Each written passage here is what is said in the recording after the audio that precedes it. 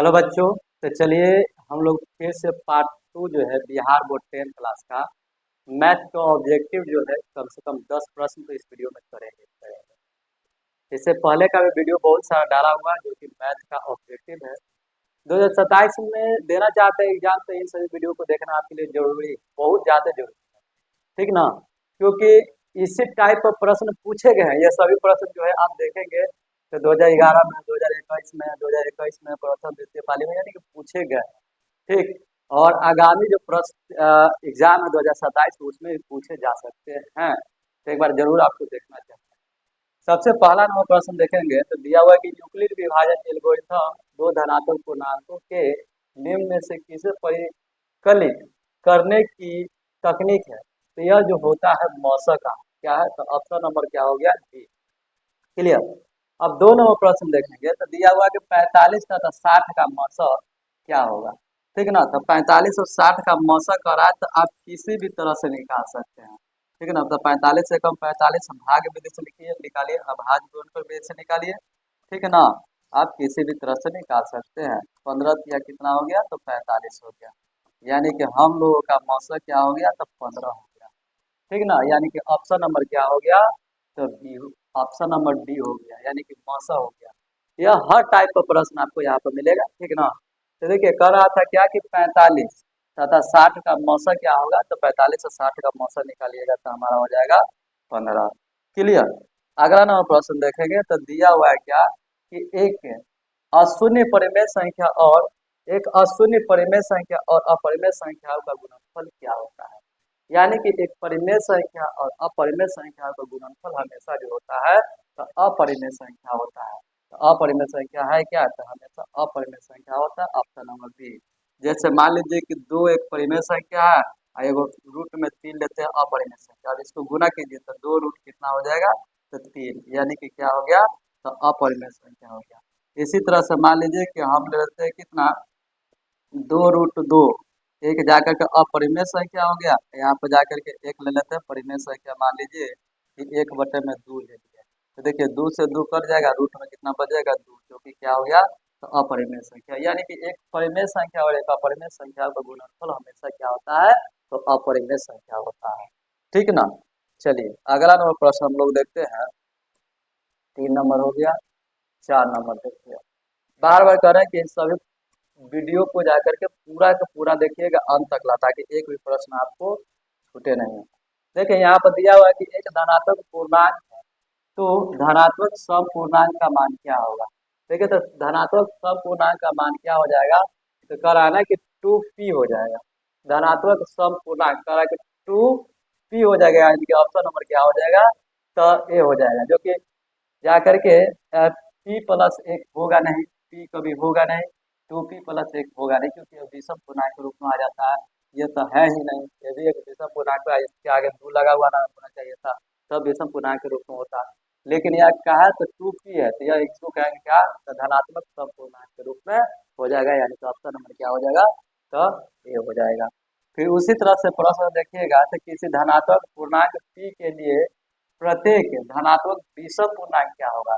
तो धनात्मक विषम पूर्णांक ना, तो देखिए यह तो एक धनात्मक समपूर्णांक के रूप में हो जाएगा, ये भी धनात्मक समपूर्णांक के रूप में हो जाएगा, ये भी धनात्मक समपूर्णांक के रूप में हो जाएगा, लेकिन यही धनात्मक विषम पूर्णांक के रूप में होगा, क्योंकि देखिए माइनस क्या है, तो 1 है प्लस। देखिए यहाँ पर 4 क्या है, तो सम संख्या है, 2 क्या है, तो सम संख्या है, यहाँ पर कुछ नहीं दिया है, तो 6 क्यू क्या है, तो एक सम पूर्णांक है। यानी कि क्या है, तो 6 क्यू के रूप में होना चाहिए सब। ठीक ना? उसी तरह से आप देखिए 2p के रूप में था, तो 2p के रूप में होना चाहिए था, या 2p होना चाहिए था। ठीक है, लेकिन है नहीं। ठीक उसी तरह से यहाँ पर करा था क्या है, तो हम लोग को सिर्फ मतलब धनात्मक विषम पूर्णांक, तो धनात्मक विषम पूर्णांक का ऑप्शन नंबर क्या हो गया, सी हो गया। चलिए अब देखते हैं क्या। देखिए एक दिया हुआ बहुत ही बढ़िया प्रश्न है, a = bq+r, जहाँ a बराबर 72 है, q बराबर 8 है, r बराबर 0 है, तो b का मान क्या होगा। तो देखिए ये फॉर्मूला दिया हुआ a = bq+r, ये होता है भाज्य।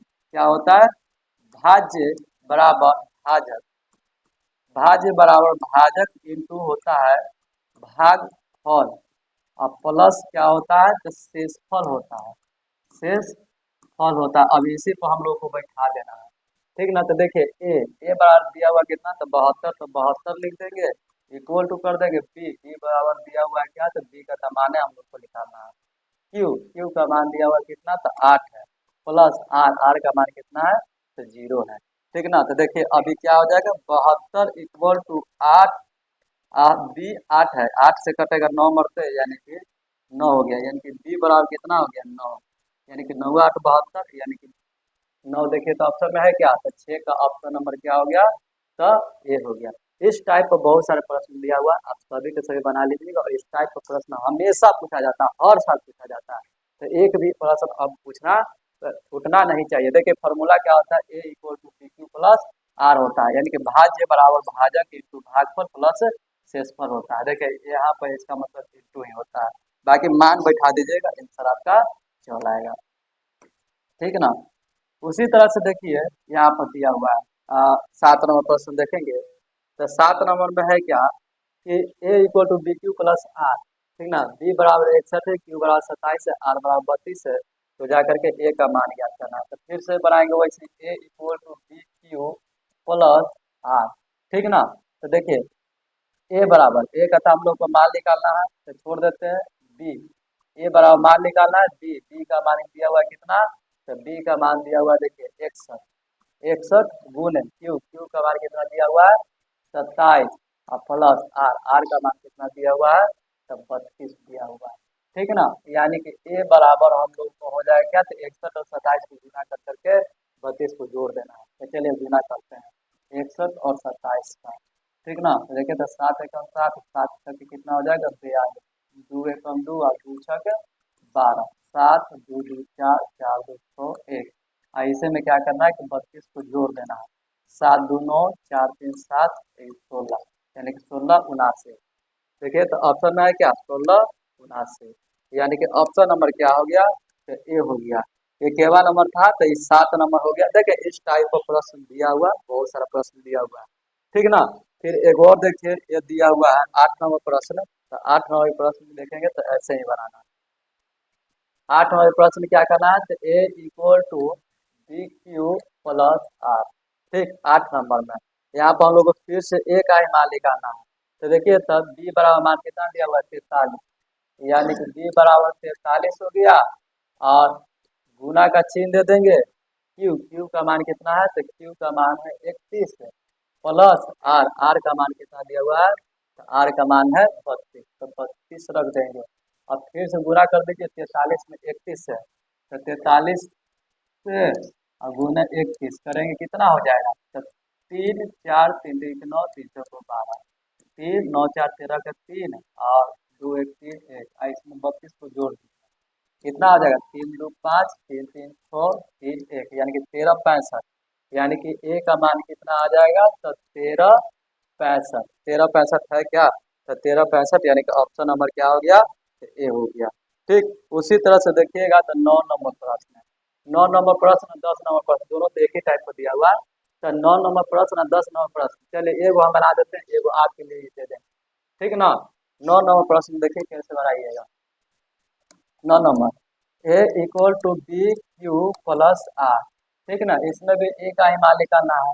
तो देखिए तो बी बराबर दिया हुआ कितना, तो बी बराबर 4 है, क्यू बराबर कितना है 5 है, प्लस आर बराबर कितना 1 है, पांचों को 20 है, 20 से 1 कितना हो गया, तो 21 हो गया, यानी कि ए बराबर कितना हो गया, 21, यानी कि ऑप्शन नंबर क्या हो गया, बी हो गया। इसका आप कमेंट बॉक्स में 10वां नंबर का बताएंगे कि क्या आंसर होगा। ठीक ना। चलिए देखिए फिर जाकर के देखेंगे तो 11 नंबर प्रश्न दिया हुआ है कि किन्हीं दो धनात्मक पूर्णांक ए और बी के लिए यूक्लिड विभाजन प्रमेयिका के अनुसार अद्वितीय पूर्णांक क्यू और तथा आर होते हैं, जो समीकरण A equal to B Q plus R को संतुष्ट करते हैं, जहाँ पर क्या होगा, तो देखिए ये होता है 0 से बड़ा या बराबर आर से बड़ा बी होता है। क्या होता है, तो 0 से बड़ा या बराबर आर से बड़ा बी होता है, कहीं पर देखिए तो लिखा हुआ है क्या, तो देखिए 0 से बड़ा या बराबर आर से बड़ा बी, यानी कि ऑप्शन नंबर क्या हो गया हम लोग का, तो ऑप्शन नंबर हो गया बी। याद कर लीजिएगा जब 10th क्लास का पहला चैप्टर 1.1 का बनाए होंगे तो वहां पे इसका उपयोग करना था। ठीक, फिर यूक्लिड विभाजन एल्गोरिथम के अनुसार इतना और इतना यानी कि 867 और 255 का मौसा निकालना है। तो चलिए मौसा निकाल लेते हैं हम लोग। मौसा निकालना है ना। देखिए, तो 867 और कितना है 255। ठीक, तो 255 भागे तो देखा, देखिए भागे दे करके देख सकते हैं। ठीक है ना, आसान रहेगा। 3 मरतबे लगेगा। देखिए तो 255 में 3 से लगाते हैं। पंते 15 5 पंते 15 16 3 दूना 6 6 1 7। ठीक है, 3 मरतबे में लगेगा 7 6 5। ठीक, 7 में से 5 गया 2 0 1, 102 हो गया। यानी कि 255 में लगाएंगे 2 मरतबे में तो कितना हो जाएगा 204 हो जाएगा।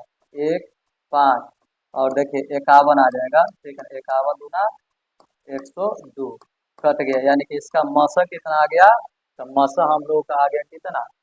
हाँ, तो 51 हो गया, यानी कि ऑप्शन नंबर क्या हो गया। तो ऑप्शन नंबर हो गया डी, जो कि मौसा आ गया है।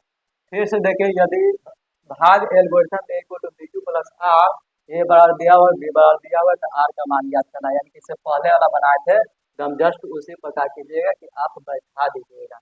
ठीक है ना, तो बैठा दीजिएगा तो आपका मान क्या होगा। तो आ जाएगा। ठीक है, तो चलिए इसका कमेंट ऑप्शन बताइएगा 13 नंबर प्रश्न का। यानी कि दो गो प्रश्न आपका दिया गया है, जिसका क्या करना है कि कमेंट बॉक्स में आपको आंसर बताना है। ठीक ना, दो क्वेश्चन क्या करना है कि कमेंट बॉक्स में आंसर बताना है। तो यह 2 3 टाइप का प्रश्न था। ठीक है, 2 3 टाइप का प्रश्न इसलिए बता दिया गया आपको, ताकि आप क्या कर सके कि यहाँ से एक भी प्रश्न छोड़ नहीं सके, क्योंकि हर साल जो है आपका इसी टाइप का प्रश्न जो है एग्जाम में पूछा जाता है। अब ठीक से कि 2027 में भी पूछा ही जाएगा। तो पूछा जाएगा तो छोड़ेंगे क्यों, है ना, बना लेंगे। वीडियो कैसा लगा कमेंट बॉक्स में जरूर बताइए।